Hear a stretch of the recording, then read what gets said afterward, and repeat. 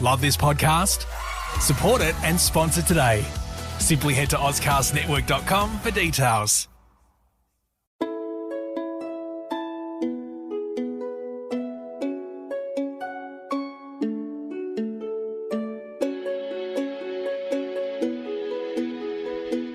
Welcome to Hong Kong Confidential.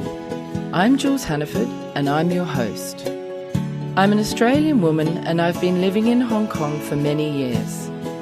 I'm a mother, a teacher, an author, and I want to share my wisdom and the wisdom of others with you. Thanks for joining me and I hope you enjoy the show.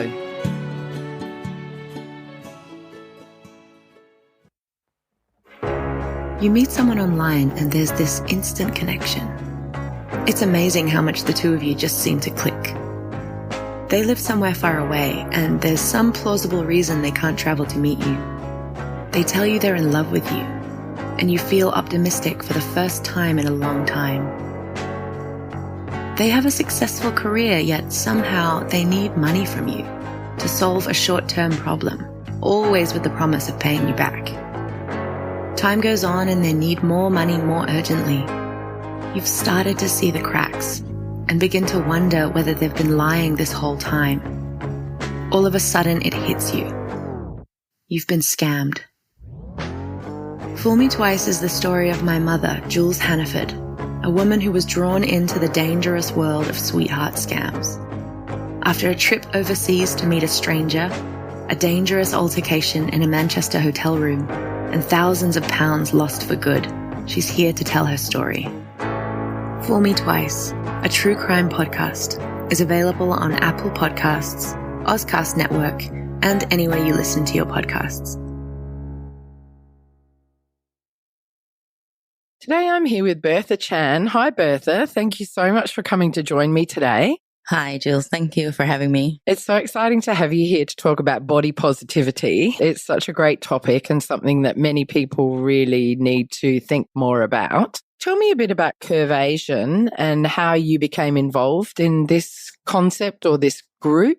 I started Curvasian by originally just a blog for plus size clothing resources because I found it really hard to find clothes here in Hong Kong, as a lot of people told me no matter what size they are, if they're bigger than a large in Hong Kong, then they can't find anything. Yeah, so I thought, I'll just write down all the things I know about where to shop. And then it garnered a lot of traction from all around the world, actually, because even tourists coming into Hong Kong, they need to find things and they would come to the website. But then I see the potential of making it more than just clothing. And also at the same time, body positivity movement was starting. I'm talking about like 5-6 years ago.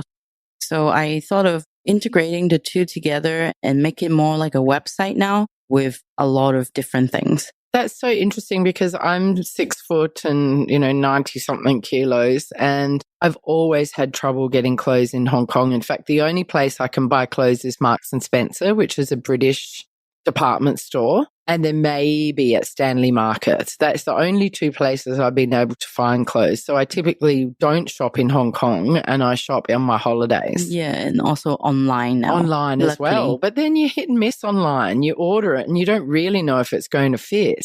Yeah, it sucks being bigger than a large in Hong Kong, for sure. Did you grow up in Hong Kong? Yeah, I was born and raised in Hong Kong. And what was your childhood like? Were you always not the typical very small Asian child? I was normal way, like a normal Asian way, as in I can't really use normal this word anymore. Yes, we don't want to use that word because anything is normal. Average way Average for is great, an Asian child. But around 7-8 years old, I started becoming bigger and bigger and I couldn't find clothes to wear from there on. Oh, even when you were a young child, they didn't cater for you? Yes. Did you get teased or bullied or have a difficult time at all when you were younger because of your size? I think all kids get bullied no matter what size they are. It's just different things they get bullied for. For me, it's always my size or relate my name to how fat I am. Yeah, because my name has one word that's the same pronunciation as oil. So to a lot of people, they just put like different things in front of it, saying peanut oils whatever oil, just call me names like that. Oh, Yeah. so this is your Chinese name. Yeah. Tell me what it is. My Chinese name is called Chen Hu Yao, but literally it translates to Chen Dawn Uranium. Really? And people make fun of my name uranium as well because it's the heaviest organic metal. Oh, right. I didn't even know that. Yeah, people make fun of that. And also my English name, Bertha. Whenever I meet somebody, I tell them, hi, my name is Bertha. And they're like, wow, like it suits you so well. What do you mean? Oh, Big Bertha, the tank, Big Bertha. Yes, Big Bertha. That's right. Yeah, so it's just like all my names resemble something huge, large, big, heavy, or fat. So did this trouble you as a child? Well, of course, I never thought that I'm similar or just not excluded in my friends among them. They always use this as something to laugh at, make fun of. I guess it happens all the time. Yeah, and it's a shame that kids get bullied for so many different things, whether it be their sexuality or the way that they look or their race or their gender or whatever it is.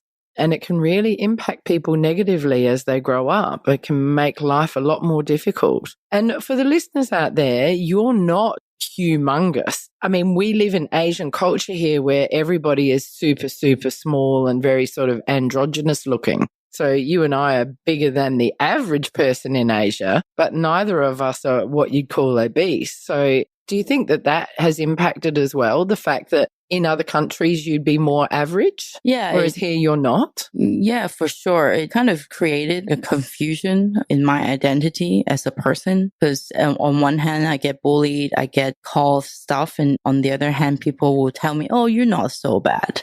You know, like that actually makes it worse for me because I can't even explain why, or that it take me a long time to explain why. But then maybe they will think, oh, you just being dramatic or anything like that. Yeah. Because if they don't walk in your shoes, then they can't really understand. Yeah. I do know for myself that I often feel humongous in Asia, but then when I go to other countries like the US or Australia, I feel very average. I feel like I fit in much better and I can certainly go and buy clothes. And when I shop for clothes in Hong Kong, sometimes I can't get on a size 20. Whereas if I go to America, I might be able to get into a size 14 or 16.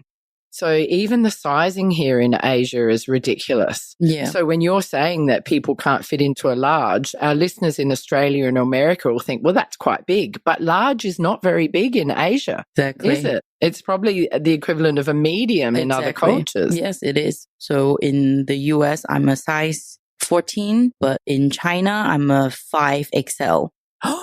Yeah.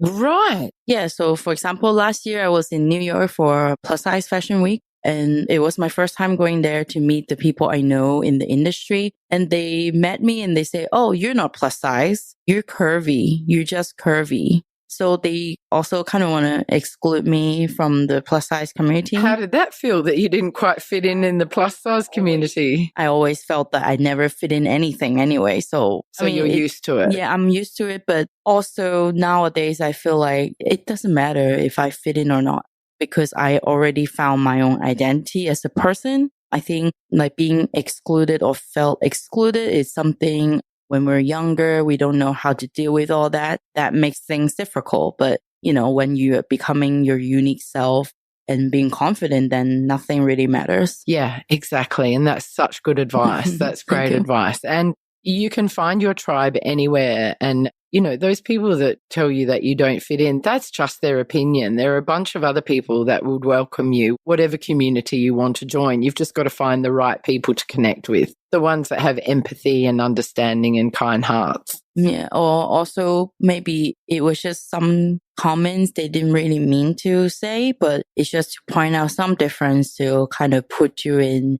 a category to easier analyze things, you know. Maybe they felt they were giving you a compliment by saying, oh, but you're not plus size. So they feel that's a compliment, but you're like, oh, well, once again, I don't fit in. Yes. So that's annoying. It is. Bertha, what happened for you to change the way that you felt about yourself and to move into this space of celebrating your curves and body positivity?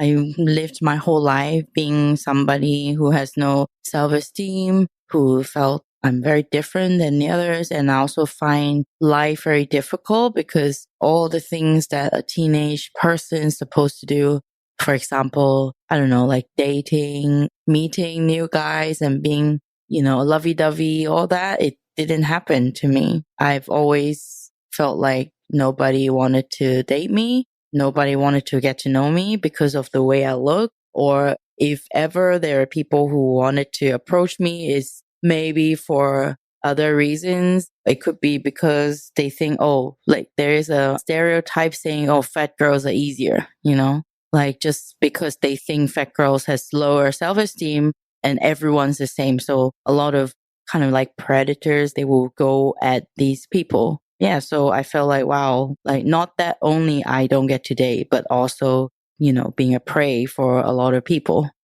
Then it's hard for you to try and work out who's genuine and who's not. Yeah, it's just kind of traumatized in Yeah. the whole 20s. And as I get older, then I find also I was hospitalized for a while because I had eating disorder.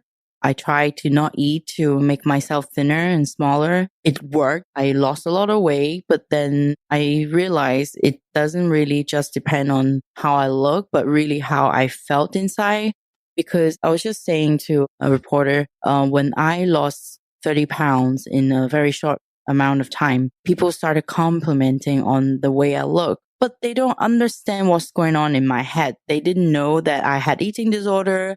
I was living in a very miserable life. They didn't know how to love myself. Don't know my identity or what I should do as a person. No purpose in life, right? After I came out from hospital, I learned I should really take care of more of myself, my diet, or just what I put in my body to fuel my body to make myself not sick.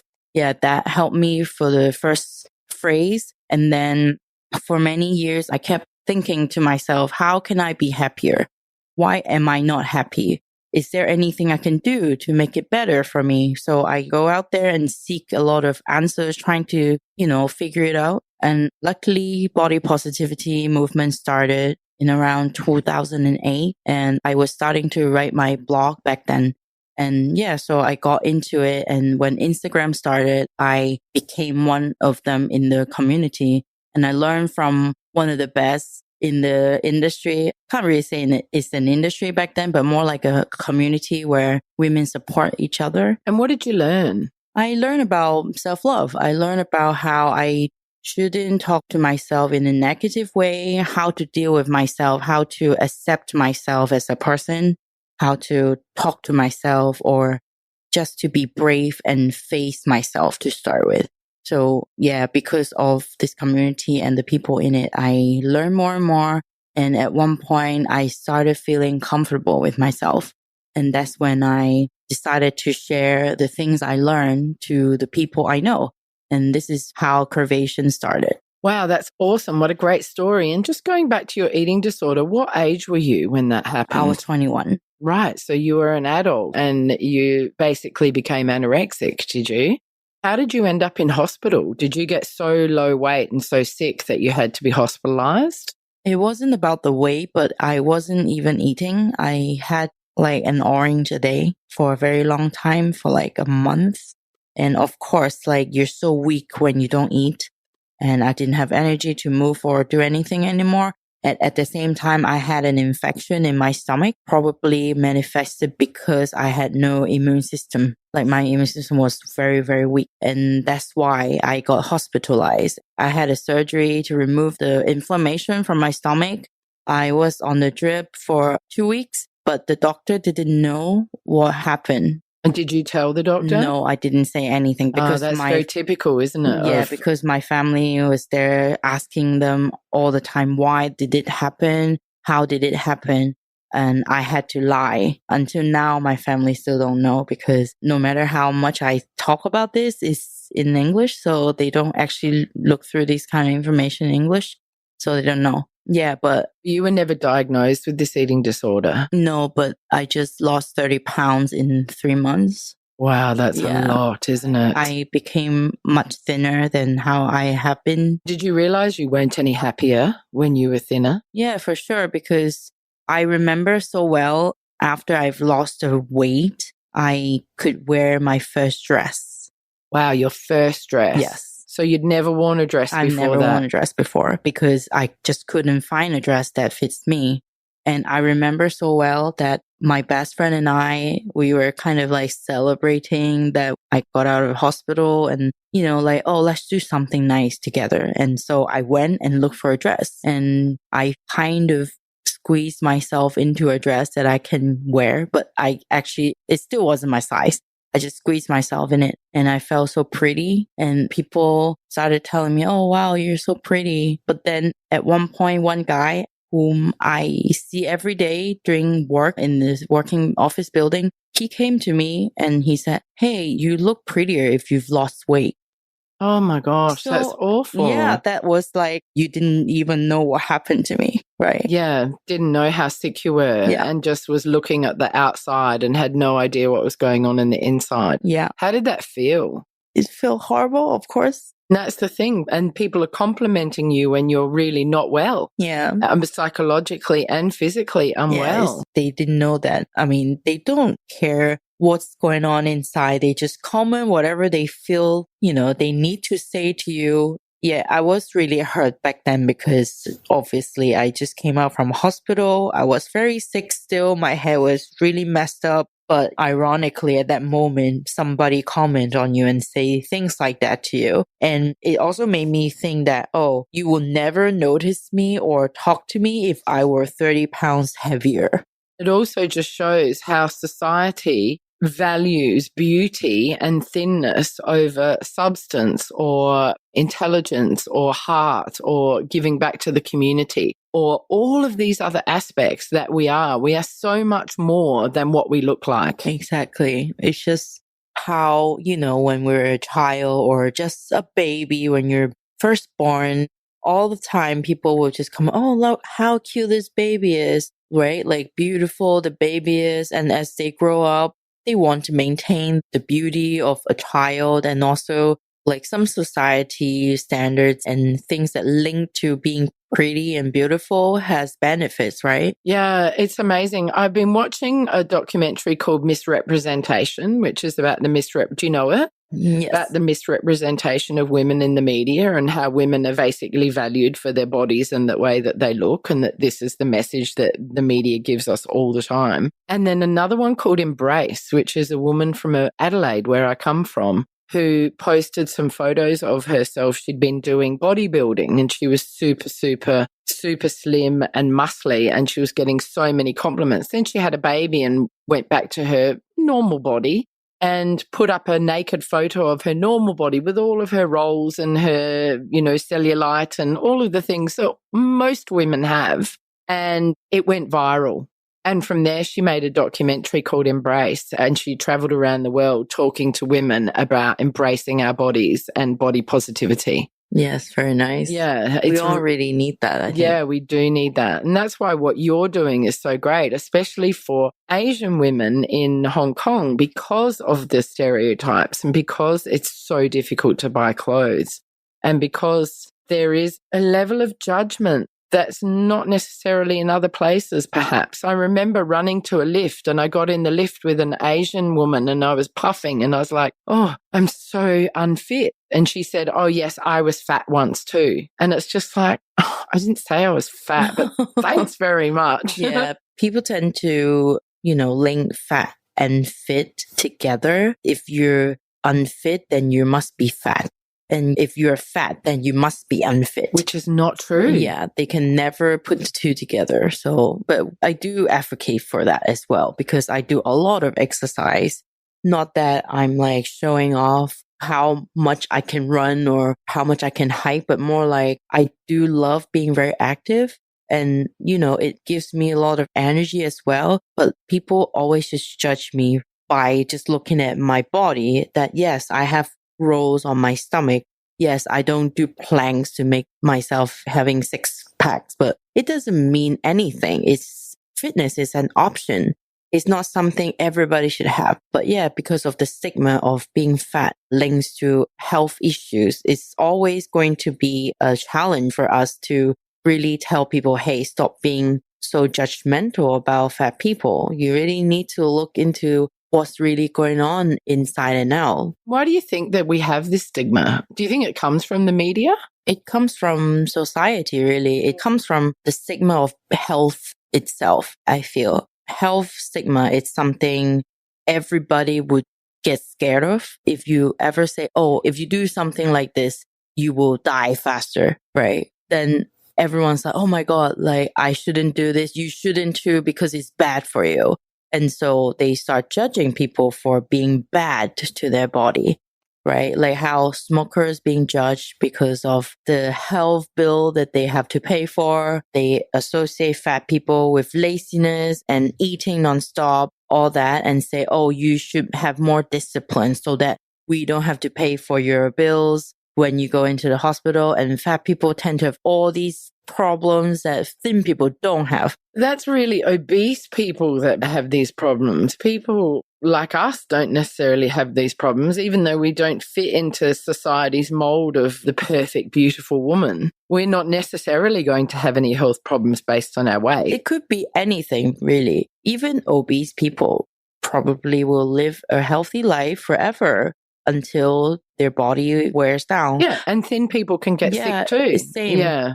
But so it's a stereotype again. It's a stereotype, but yes, I understand that data shows that there are a lot more illness that links to obesity, for example, diabetes. But diabetes is also because that person, maybe they're not very careful with what they eat. But the whole point is, it's not just about what happened or what will happen, but more about the education we need to put into the society, how we need to teach our kids not to eat junk food. But having said that, junk food is created by capitalists to make money out of you. Yeah, and it has ingredients in it that makes it addictive, like MSG or sugar or additives that actually make people want to go back for more. And you also get that sugar high or that sugar rush, which also makes people addicted as well. Yeah, exactly. And also, when healthy food and nice organic food are so expensive, all the grassroots people don't get to be healthy. Healthy is a privilege, like if you say healthy, as in you label it as something privilege, because it takes a lot of money to maintain that kind of lifestyle. That's so true. Right? Many people living on the poverty line in the US eat junk food because it's cheaper than buying food for their family. Yeah, same here in Hong Kong. If you're grassroots level, you tend to eat a lot more fast food on the street, the snack stuff that just fills you up for a while and then you have to go back for more. Nobody would say, oh yeah, go to this nice supermarket and get a wholesome meal for your dinner. How can you afford that? It's over $100 per meal. Yeah. So it's just so unfair. I tend to talk about these things more just to let people think about all this correlation and stop judging or putting people down just by looking at how people looks. Yes, because we don't know what's going on in their lives. We don't know their backstory. When you were younger, did you get any negative messages from your parents about your body size and shape, or did they not really say anything? All the time. My mother is a very typical, I guess, helicopter parents. All right, or tiger parents. Tiger mum? Yeah, tiger mom. So she was on you about study and activities and exactly. But the way you look? Yes.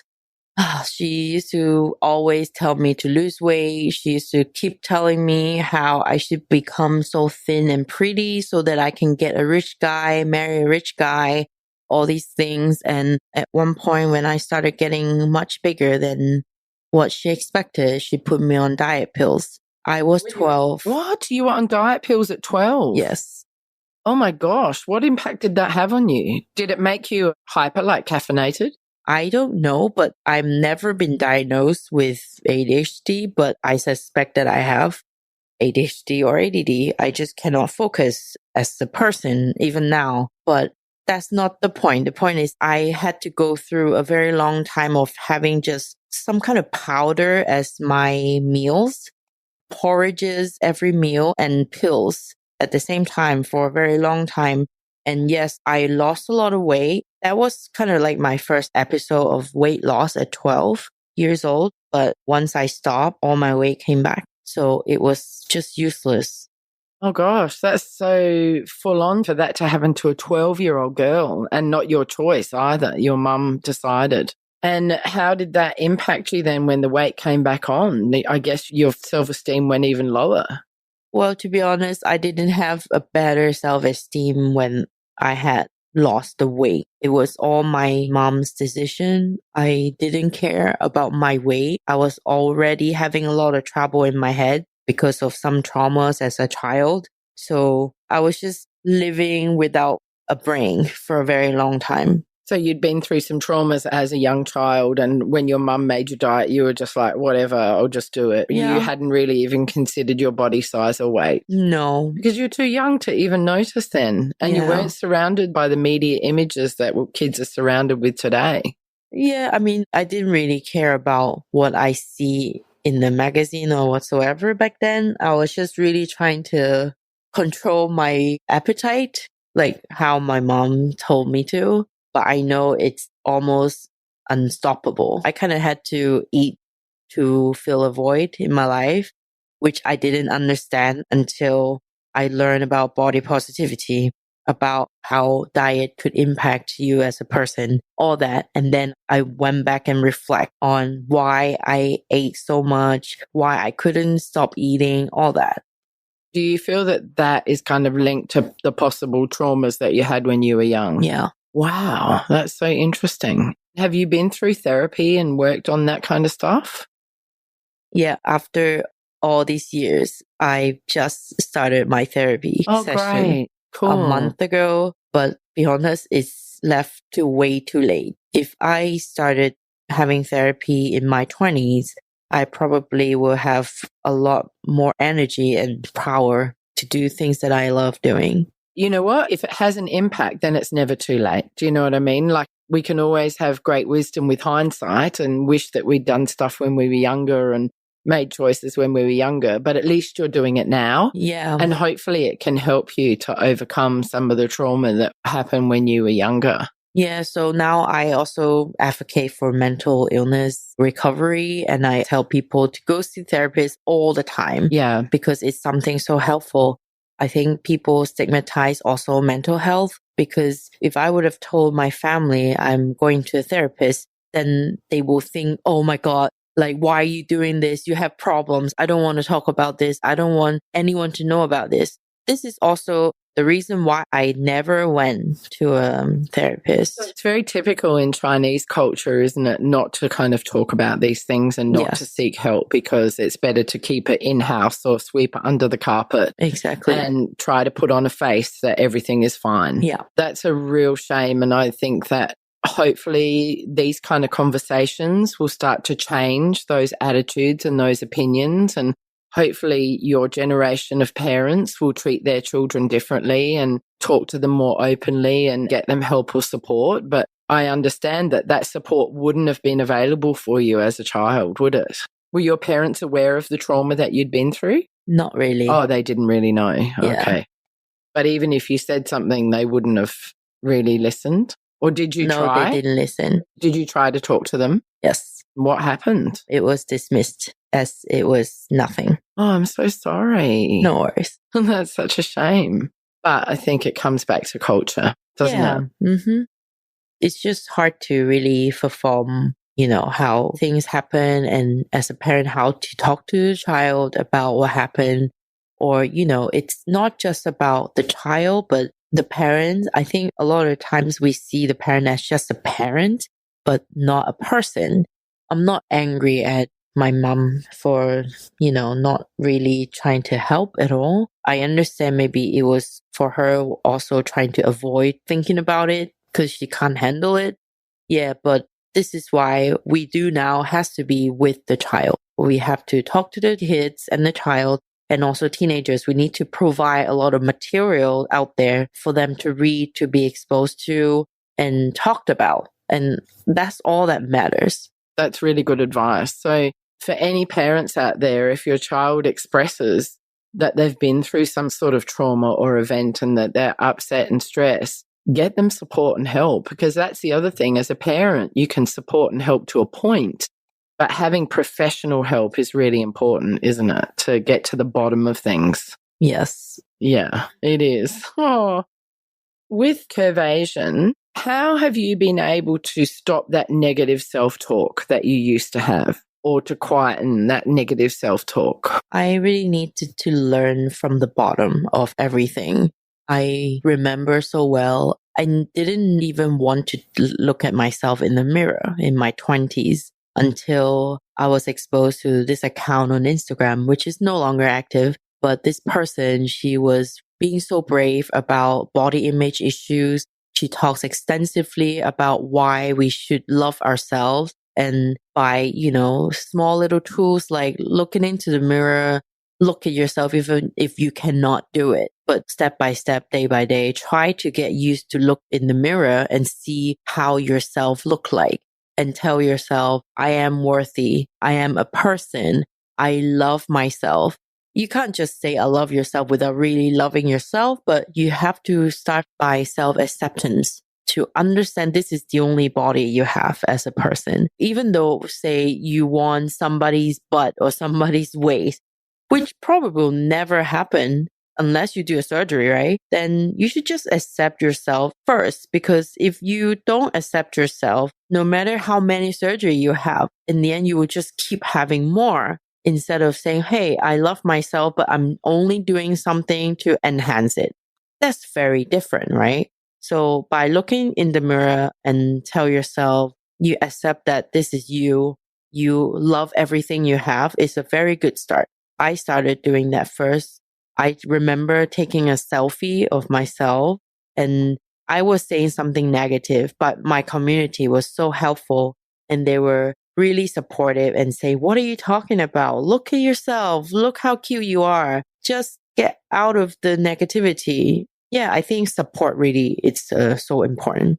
You had support and you also started to look at yourself positively and talk about your body and embrace your flaws, embrace your perceived flaws. Like, what we have to understand that everybody has their own things about themselves that they don't like. Other people may not necessarily notice. I think you coming from Chinese culture makes it a little bit harder, because my understanding is people can be quite direct and blunt in Chinese culture and say things like that guy said to you after you got out of hospital. In some other cultures, we kind of taught not to necessarily say what we think and to be a little bit more empathic about how people might feel. Correct me if I'm wrong, that in Chinese culture, people say what they think. Like that lady in the lift, basically saying, yeah, you're fat. Yeah. To me, I don't think they're trying to be mean. It's just the way that they're brought up. Yeah, it's the way we brought up, because our parents said the same thing to us, as if it doesn't impact our mental health, as if it's really good for us when they say, oh, I just want you to be prettier. I just want you to be thinner. Like how I told you, my mother dismissed my trauma and never linked anything together and asked why I couldn't stop eating. All these things, but instead put me on diet pill and say, hey, you need to be thinner. It's all how they perceive a problem as not a problem and say, I can fix you. Yeah. I can do these things to fix you. With diet pills, rather than looking at what's going on mentally and work out why you're stuffing your feelings down. Yeah, exactly. So I think most of the majority of the parents will just comment on things they think is not good for you or they think is good for you, instead of asking you how you feel and asking you what you want to do and then talk about what you want to do. Yeah, so that's the difference. So yeah, exactly. It doesn't come from a bad place. It just comes from a place of not truly understanding. Yes. Yeah, well, that's sad. But hopefully podcasts like this will enlighten people and get them to really think differently. And hopefully we're really making a difference. And you know what, Bertha? If there's one parent out there that changes the way that they interact with their child, then we've done a great thing. Exactly. Yeah, absolutely. How has your body image impacted your relationships and your sex life? Because I know that when we did the Hong Kong Podfest together, you were talking about body positivity in the bedroom and how important that is. Can we talk a little bit about that? And what were some of the things that you said there? I remember, as somebody who has very low self-esteem and never appreciate my own body or the way I am, I struggle a lot dating. because every time when somebody wants to show interest in me, I either think, oh, it can't be true. They won't like me because I'm fat. They won't like me because I'm ugly. Or, oh, they want sex from me. It's either this or that. It's never from a genuine place where, oh, maybe finally I'll be in a place where somebody really wants to date me because of who I am. I understand also because maybe when you talk to somebody who has low self-esteem, you just cannot have a good conversation with them, right? They're so wrapped up in their own problems. They can't enjoy themselves. Perhaps I was one of those. That's why I couldn't find somebody who I really get along with. Sometimes I think I'll easily just throw myself at somebody who just shows slight interest in me. But then when it comes to the sex part, it's always hard because it was very difficult trying to think that I am a sexy person, or I am sexually attractive as a person, all these. And so, of course, I wanted to turn off the light or not do too much, or maybe on the other hand, do too much, try to impress somebody. It could be any of these in between. So yeah, it was really bad. I had a bad sex life as somebody in her youth. Yeah. And I can see all of those reasons why. And really, I can absolutely empathize and relate to what you're saying. I completely get it. How were you able to then change and view yourself as the sexy beast?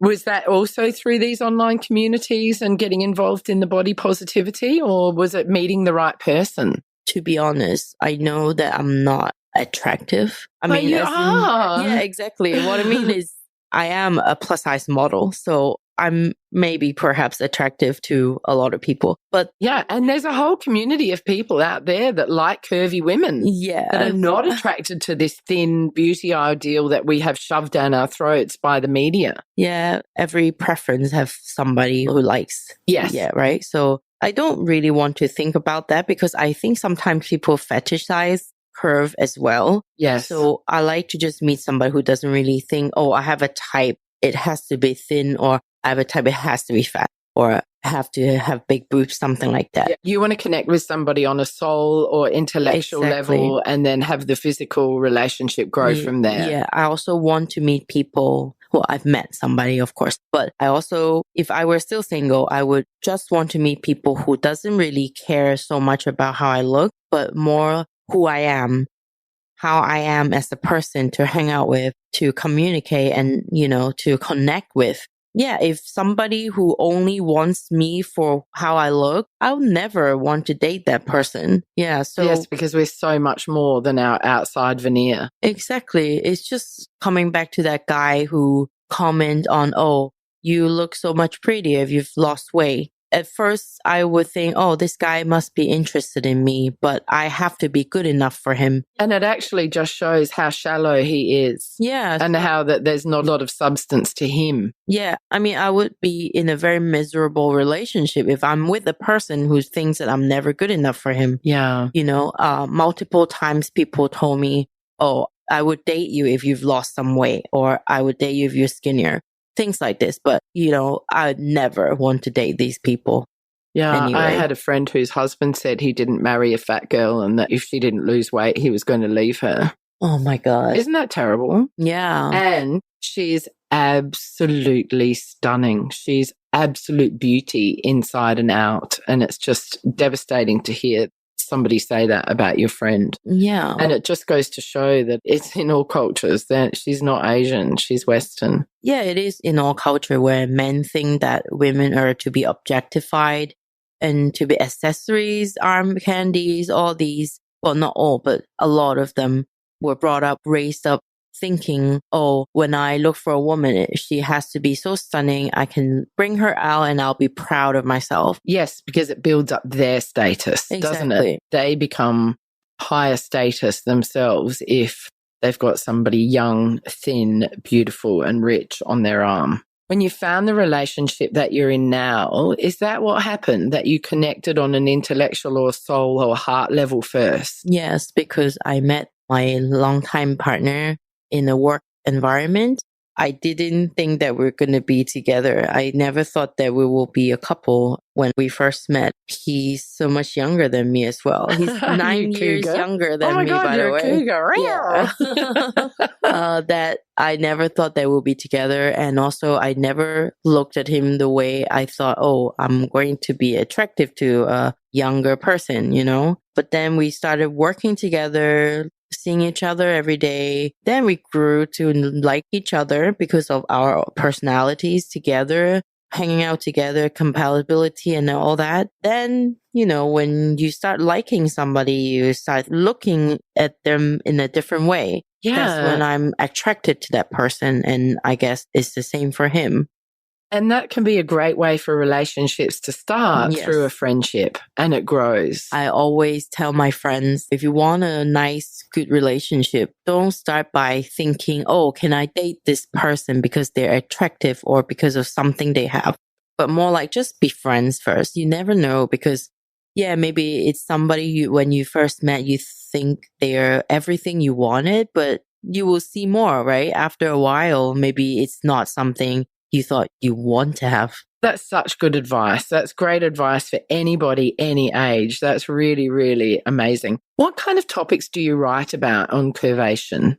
I know you talk about like where people can buy clothes in Hong Kong. What are some places for bigger girls? You should just look on the website, curvasian.com. Yeah. So there's a whole bunch of recommendations. Yeah, just to advertise. Okay. Yeah. No, we're going to advertise at the end and also put it in the show notes as well for the listeners. I'm just trying to be sarcastic. Sorry. No, that's okay. Yeah. But what I mean is, in Hong Kong, there isn't really so many brands that cater to plus size or even just a little bit bigger sizes. And on the contrary, there were brands that carry bigger sizes and then lose the bigger sizes. They get rid of them and they don't sell them anymore just because the whole society is so used to the same pattern, the same data set. And they would never look into, oh, hey, maybe if we put some more of this size, it could sell too. If we tell people we have this size, it could sell too. So I'm not going to name these brands at all. If you search for plus size clothing Hong Kong on the search engine, you always find that now there are a lot of online shops. Yeah. And that's really the best way to do it. Yeah. Do you know many Asian girls who see themselves as plus size or bigger girls? Yeah, I do. I know a lot of them now because of Curvasian. People would come to me and ask me questions or just to link up to talk more about body positivity, to learn about self-love, self-confidence, body image issues, all that. These are all things you write about in your blog as well, don't you? Yes, I do. Yeah. To sum up, it's all about feminist issue. Right. Yeah, feminism. Because fighting for gender equality starts with feminism, starts with being equal to your counterpart, being not seen as an object, or how we can look past ourselves as just somebody on the outside and start learning about our ability and what we can do. I always say that body positivity is one of the many basic things we need as a woman or any marginalized people. I think it's something that, can I say white cisgender male? Yes, you may. Yeah. Yeah, I would say that it's the white cisgender male and the capitalism. It's a construct, isn't it? Yes, that they've created as an ideal. Exactly. Put this in the structure to tell you what to buy, what not to do, what to pay your money for. And women are being controlled by this kind of concept just so, you know, they get more power. But this is why now, when we learn about body positivity and also this kind of image issues, actually, if we look past these things, we can do things that we love. We don't have to think about, oh, how people see us as who we are, and actually start doing things that matters. What do you think about diverse body representation in the media? Do we see it in Asian media and Western media or not? We see a part of this diverse body image in the media, but not enough, especially in Asia, because in the West, you can already see all the types of people that you don't usually see. LGBTQ community together with the people who are unfortunately disabled, who are not seen in the media or even in the society that much. Also transgender people or really plus size people who are not shown to most of the media, because even when a company is selling plus size clothes, they're always using the smallest plus size girl they can find instead of someone who's actually, say, a size 30. Right. You Yes. know? They're going for size 20 or 18. Yeah. Or even smaller. 16. Yeah. Yeah. Okay. Yeah. That's interesting as well. And also sometimes the larger representations that we see in the media are used for comedic value, or they're the sidekick. They're not the main protagonist, things like that. And we're slowly starting to see that change, but we need to see more of it. Just like representation of LGBTQ, transgender, all of that that you're saying. We need to have more diversity in the media and in celebrity culture in all areas. Mm-hmm. Yeah. Do you feel that social media is harmful or helpful? I would say it's helpful. If you're on the right sites, yeah? Yes. And if you're looking in the right areas. Yeah. As I was saying that at the podcast, you have to seek for the truth. You have to seek for things that matter. If you're somebody who only cares about certain body image, you will, of course, only look for those information. Then you don't see the rest of the world. Then you're stuck in a rabbit hole and never getting out of it. That's when unhealthy body image issues happen, right? And, if you want to look past this body image issue, then go look for the hashtags of, say, body diversity, body positivity. Once you find one, you find more. Just to read the caption, what people write about in their stories, how they being perceived as a person or what they are doing to combat this kind of problems. The more you see these things, the more you learn that there's just really a huge diversity of what's happening in the world among everyone. That's when you can finally see through, hey, we are being told what society beauty standard is or are, and let's not believe in that bullshit and let's just do what matters. Oh, that's beautiful. Thank you so much. Women who look in the mirror, no matter what their shape or size, will always find flaws or things that they're not happy with, even if they, by our eyeballs, fit the ideal beauty standard that is presented to us by society. Most people have something about themselves they're not happy with. Why do you think that is? And how can we change that in the next generation?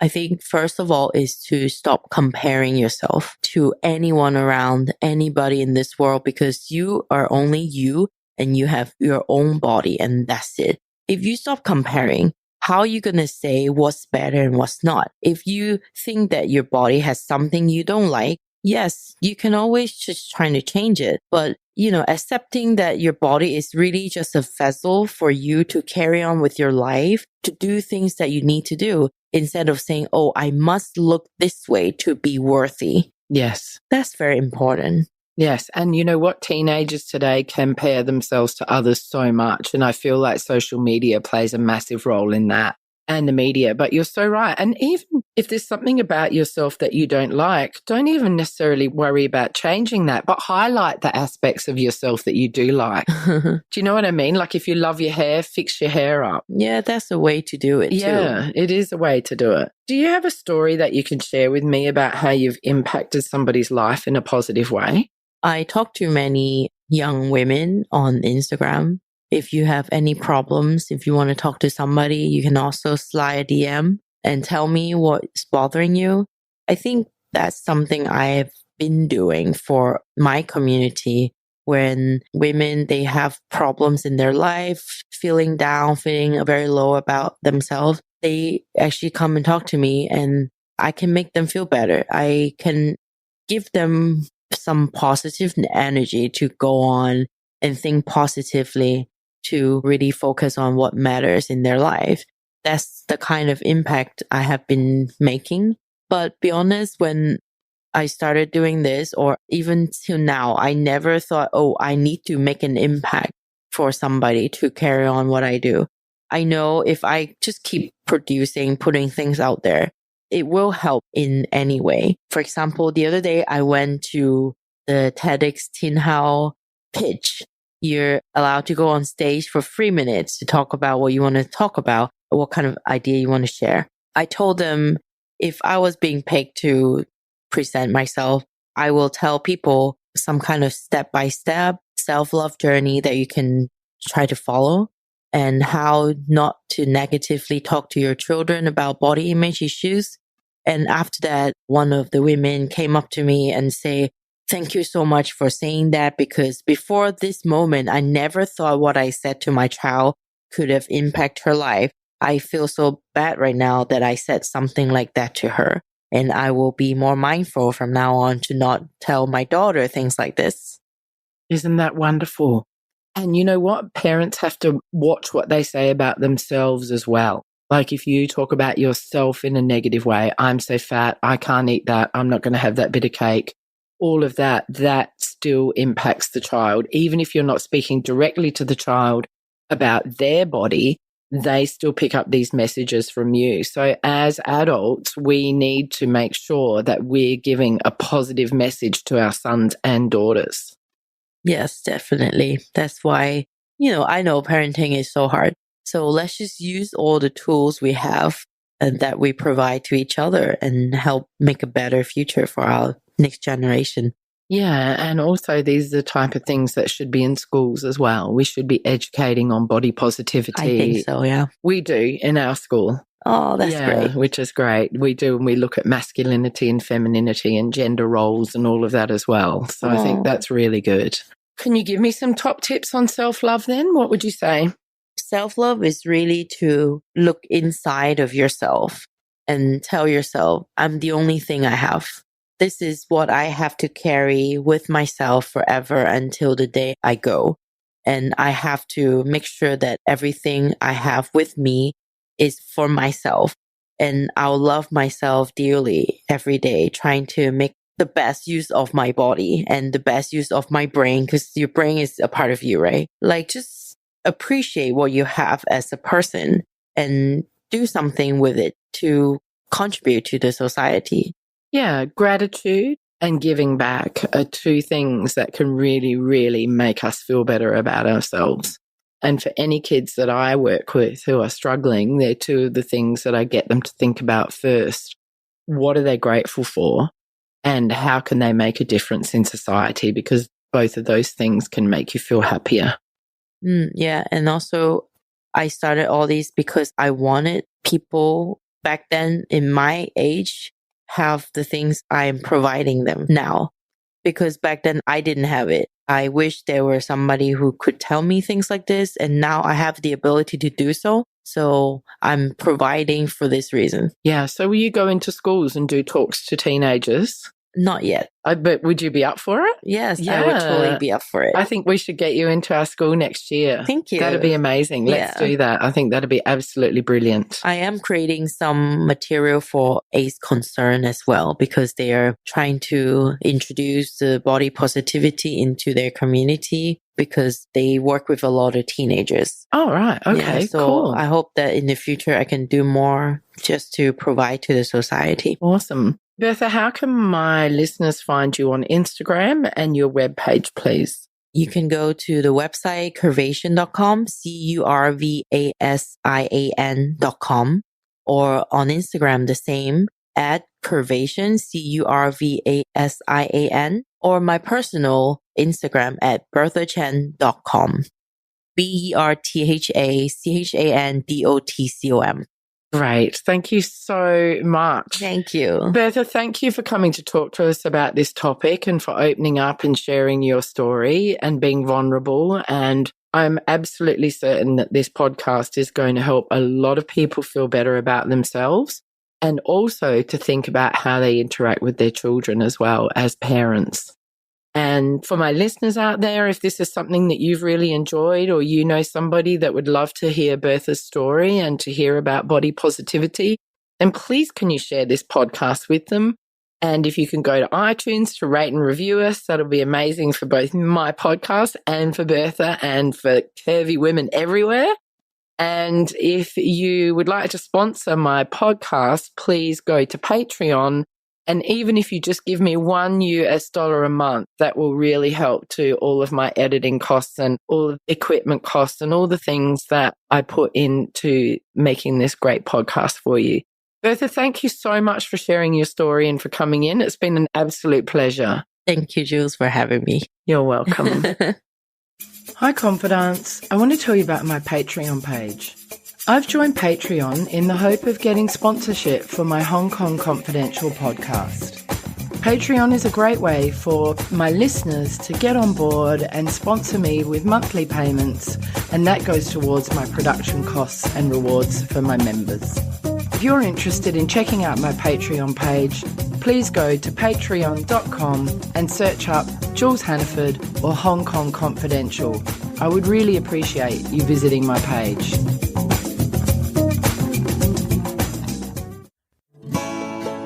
So that brings us to the end of another Hong Kong Confidential podcast. I'm Jules Hannaford. Thanks for joining me, and I hope you'll be with me again next week.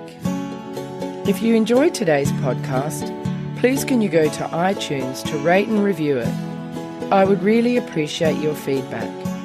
You can email me at jules@hongkongconfidential.net, and you can find me on Facebook and Instagram at Hong Kong Confidential.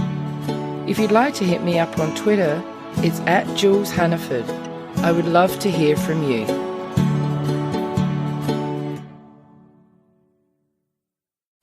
Love this podcast? Support it and sponsor today. Simply head to AuscastNetwork.com for details.